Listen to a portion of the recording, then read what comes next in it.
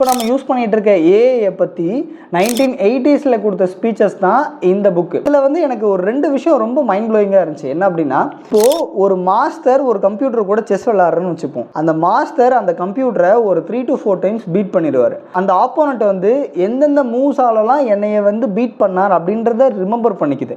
அது ரிமெம்பர் பண்ணுறது மட்டும் இல்லாமல் லேர்ன் பண்ணிக்கிட்டு அந்த மாஸ்டரை 5th time or 6th time அப்போ அந்த கம்ப்யூட்டர் பீட் பண்ணுது. கம்ப்யூட்டரால் ஒரு மாஸ்டரை கூட பீட் பண்ண முடியும். ஒரு மனுஷனால் இதை தாண்டி இயற்கையை ரசிக்கிறதை தாண்டி வேறு என்ன பண்ணிட முடியும் அப்படின்னு வந்து கேள்வி கேட்குறாரு. அண்ட் அது மட்டும் இல்லாமல் 2 இண்டஸ்ட்ரி சொல்கிறாரு. இந்த 2 இண்டஸ்ட்ரி வந்து அடுத்து வர 100 yearsை தூக்கி போட்டு விளையாடும் அப்படின்றாரு.